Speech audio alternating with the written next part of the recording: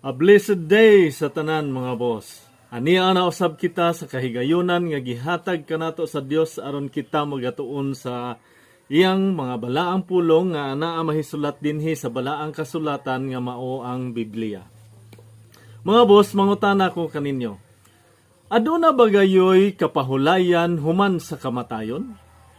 Nganong ang mga tao nga ma-depress o adunay mga problema o mga kasagmuyo ining kalibutana o mga kabalaka mudangop man sa kamatayon? Nganong maghikog man? Unsa man ang hinungdan? Makapahulay ba gyud ang tao human siya naghikog? Makapahulay ba gyud ang tao human siya nagkitil sa iyahang kinabuhi human siya mamatay? Aduna ba gyud tinuod nga rest in peace? Aduna ba gyud RIP para sa mga tao nga naghikog? Unsa man ang rason sa usa ka tawo nga maghikog mga boss?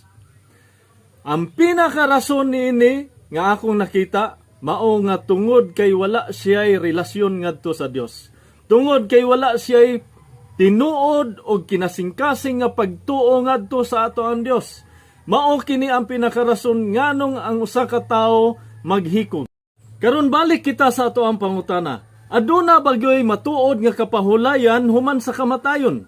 Aduna bagyoy rest in peace? Ang tubag niini mga boss, both yes and no. Yes, para sa mga tao nga adunay relasyon og matuod nga pagtuo kinasingkasing nga pagtuo ngadto sa Dios. Apan no didto sa mga tao nga walay relasyon ug walay pagtuo ngadto sa Dios. Ato kining mabasa dinha sa Juan kapitulo 3 versikulo 36. Ang pulong sa Dios nagaingon, ang motuo sa anak may kinabuhing dayon, apan ang dili motuo sa anak dili makabaton sa kinabuhing dayon. Magpabilin hinuon kaniya ang kapungot sa Dios hangtod sa kahangturan. Magpabilin ang kapungot sa Dios ngadto sa mga tao nga wala magmatinuohon. Og kining mga tawhana iyahang pagahukman og silutan. Sa unsa nga paagi nga silutan? Sa paagi nga siya laglagon sa ikaduhang kamatayon ngadto sa impyerno. Wala ba kamo mahadlok ni ining impyerno mga boss? Kung ang saad sa kinabuhing walay katapusan uban sa atohan Dios, adunay kamatuoran, adunay mga pagpamatuod niini, aduna usab kini pagpamatuod mahitungod sa ikaduhang kamatayon didto sa impyerno. Ug gani ang mga ulod didto nga mukutkot sa mga lawas nga atua didto, mga tao nga atua didto dili mamatay. Ug magpabilin ang imuhang sense of feeling ana nga time mga boss nga tuwa mo dito. Mubati og kasakit, mubati og kagutom, mubati og tanan nga bation sa tao. Kung bation na sa usa ka tawo nga tuwa didto, unsa man kahibuhaton sa mga tawo nga tuwa didto? Kung ang od ning kaon niya puniton sa niya kaonon or magkinit-kitay didto, wala ta kahibalo. Ang Dios ra gayud mo inasayod. Kung ato bitong basahon dinha sa Isaiah kapitulo 66 versikulo 24. Ang pulong sa Dios nagaingon, og makita unya nila ang mga patayng lawas sa mga tao nga misupil kanako. Dili mga matay ang mga ulod nga mukutkot kanila o mapalong ang kalayo nga musakit kanila. O kaligut-gutan sila sa tanang katawhan. Ma-imagine ba ninyo mga boss kung unsa kang ilo nga naay manuot-suot sa lawas sa tao nga makita niya mismo? Nga naay ud nga magkamang-kamang niya mubati pa siya kasakit sa kainit sa kalayo nga walay pagkapalong? Ma-imagine ba ninyo kung unsa ka kasakit ang imong bation didto? Kung unsa ka kapait ang bation sa usa ka tawo nga tua didto mahimutang? Ang kahigwaos. Unya ang hunahuna sa tao nga nagkitil sa iyang kaugalingong kinabuhi aron makabaton siya og kapahulayan? Kapahulayan ba nga ibutang kaniya ng maong lugar sa torment? Butang sa kasakitan? Kapahulayan ba? Ma-imagine ba ninyo kung unsa kasakit ang bation sa usa ka tawo nga atoa didto? Unya, makabaton ba og kapahulayan? Nganong makasala man ang tao sa iyahang pagkitil sa iyang kaugalingong kinabuhi? Tungod kay ang atong lawas templo sa Dios. Ug mabasa ka na nato dinha sa unang Korinto kapitulo 3, mga boss. Unang Korinto kapitulo 3 bersikulo 16 ug 17. Ang pulong sa Dios nagaingon, sa walay duha-duha na sayod kamo nga kamo templo sa Dios, og nagpuyo diha kaninyo ang Espiritu sa Dios. Busa ang muguba sa templo sa Dios, laglagon sa Dios. Kay balaan ang templo sa Dios ug kamo mao ang templo niya. Mao kini ang giingon sa pulong sa Dios dinhi sa balaang kasulatan.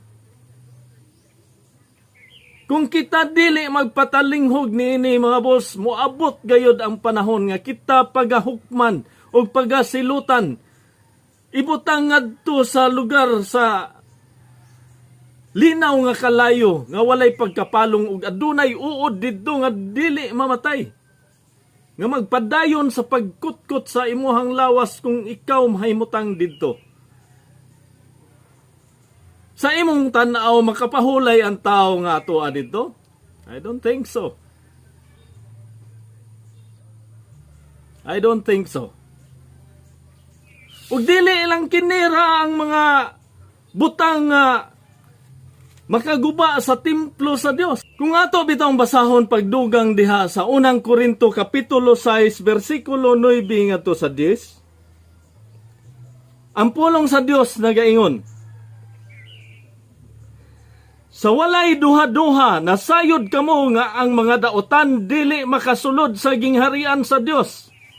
Ayaw pagpalimbong, kay ang mga tao nga makihilawason o nagsimba sa mga Diyos-Diyos o mga mananapaw o nakighilawa sa isig kalalaki o isig kababay o kawatan o hakog o mga palahubog o tigbutang-butang o mga malapason sa balaod, dili makasulod sa gingharian sa Dios. Mao kini ang giingon sa pulong sa Dios, mga boss.